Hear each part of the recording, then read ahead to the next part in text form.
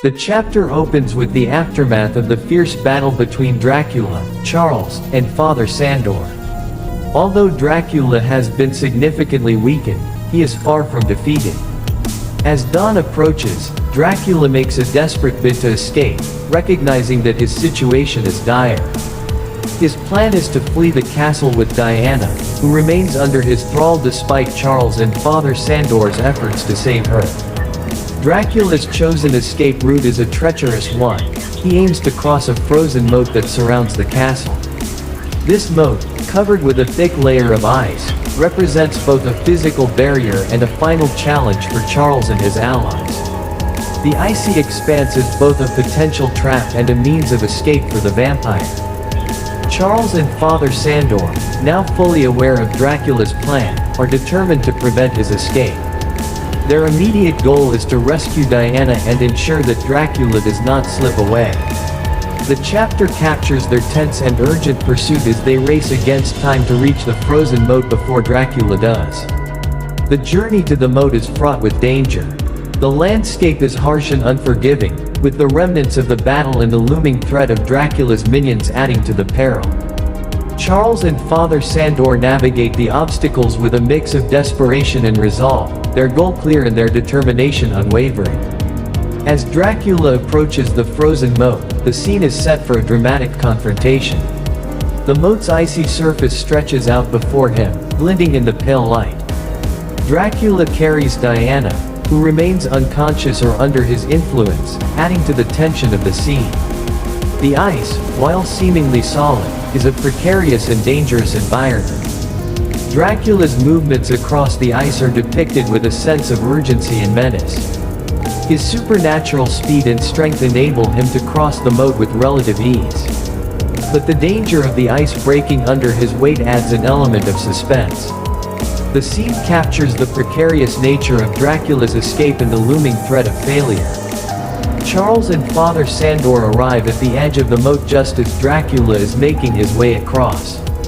The scene is one of high tension as they assess the situation and prepare to take decisive action. Charles realizes that their best chance to stop Dracula is to use the ice to their advantage. With a clear plan in mind, Charles takes aim with a firearm, focusing on the ice beneath Dracula. The chapter builds suspense as Charles lines up his shot, his aim steady despite the pressure of the moment. Father Sandor provides support and encouragement, his role crucial in ensuring that Charles's plan succeeds. Charles fires at the ice, targeting specific weak points that he has identified. The sound of the gunshot echoes across the frozen expanse as the bullets hit their mark. The ice begins to crack and fracture, the damage spreading rapidly as the surface loses its integrity. The chapter vividly describes the visual and auditory effects of the ice breaking, creating a dramatic and chaotic scene. Dracula, sensing the instability of the ice, reacts with a mixture of anger and alarm. He struggles to maintain his balance and continue his escape, but the breaking ice quickly turns the moat into a perilous trap. The chapter captures the urgency of Dracula's situation as he tries to save himself and Diana from falling through. As the ice continues to crack, large sections begin to collapse beneath Dracula. The vampire's struggle to keep Diana safe while trying to escape is portrayed with dramatic intensity. Despite his supernatural abilities, Dracula finds himself overwhelmed by the rapidly deteriorating ice. The scene reaches a climax as Dracula and Diana fall through the weakened ice into the freezing water below. The icy moat becomes a deadly trap, with the water's freezing temperatures posing an immediate threat to Dracula. The chapter describes the chilling imagery of Dracula sinking beneath the surface, his struggles growing weaker as he becomes immobilized. Dracula's fall into the icy water is depicted as a moment of intense drama and finality. The chapter explores the effects of the freezing temperatures on the vampire's strength and mobility. The icy water, combined with the frozen surface above, creates a situation in which Dracula is trapped and rendered powerless. As Dracula sinks and becomes entangled in the ice, he is unable to escape or free himself. The chapter emphasizes the contrast between his once formidable power and his current helplessness. The imagery of Dracula trapped beneath the ice is both striking and symbolic, representing the end of his reign of terror. Charles and Father Sandor, having witnessed the dramatic conclusion of Dracula's escape attempt, experience a mix of relief and exhaustion. Their efforts have paid off, and Dracula's threat has been neutralized, at least temporarily. The chapter captures their emotional state as they process the outcome of the confrontation and the impact of their actions. Diana's condition remains a concern, and the chapter ends with a focus on her well-being. Charles and Father Sandor are determined to provide her with the care and support she needs. Reflecting the personal stakes of their battle against Dracula. Dracula's defeat, as portrayed through his entrapment under the ice, marks a significant turning point in the story. The dramatic imagery of the frozen moat in the final confrontation encapsulates the intense struggle between the forces of good and evil.